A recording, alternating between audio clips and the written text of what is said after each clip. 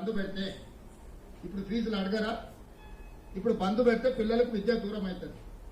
3 నెలలకు 6 నెలలకు మేము ఫీజులు ఇస్తే ఈ బంధు పెట్టినానికి ఎవరిని శిక్షించాలి? పిల్లల జీవితాలతోని చెలగాటాలు ఆడొద్దని నేను యజమానులకు చెప్తున్నా. విడతల వారీగా మీ ఫీజులు చెల్లించే బాధ్యత మేము తీసుకుంటాము. మొట్టమొదట మేము అధికారంలోకి వచ్చిన తర్వాత ఏం బకాయిలు ఉన్నా అవి ఇస్తాం. కేసీఆర్ పెట్టిపోయిన బకాయిలు ఏమన్నా ఆడపోయి అడుగురు. ఉన్నవే 3,600 కోట్ల బకాయిలు అంటే 6,000 ఇవ్వండి 5,000 ఇవ్వండి అని ఉపన్యాసాలు ఇస్తాడు. ఉపన్యాసాలు ఇచ్చటాన్ని నేను చూసిన 12 కాలేజీలు పర్మిషన్ ఇవ్వమని వచ్చి 10 వచ్చిండు, ఇయ్యలే. ఇంకొక 2 ఆఫ్ క్యాంపస్, ఆయన ఉండేది మహబూబ్నగర్ లో, ఆఫ్ క్యాంపస్ హైదరాబాద్ లో నాకు క్యాంపస్ ఇవ్వమని వచ్చాడు, ఇయ్యలే. ఇవన్నీ రూల్కి వ్యతిరేకం. అవి ఇయ్యలేదు కాబట్టి తీట పెట్టుకొని ఇట్లాంటి వేషాలు వేస్తారు. పిల్లల్ని వెనక్కి తిప్పితే ఏమవుతుందో నాకు తెలుసు. వెనక్కి ఎట్లా తిప్పొచ్చు. నేనేందంటే ప్రభుత్వాన్ని నడుపుతున్నా కాబట్టి ఆ ప్రయత్నం చేస్తలేదు.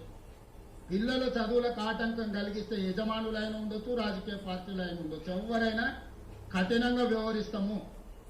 మీ డబ్బుల కోసం పిల్లల జీవితాలతో చెలగాటం ఆడకండి.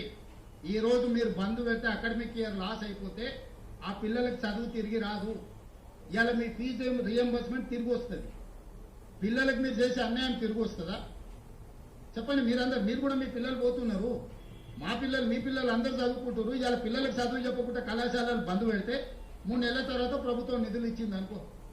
ఇప్పుడు ఈ విద్య దూరమైన పిల్లలు ఏం కావాలి?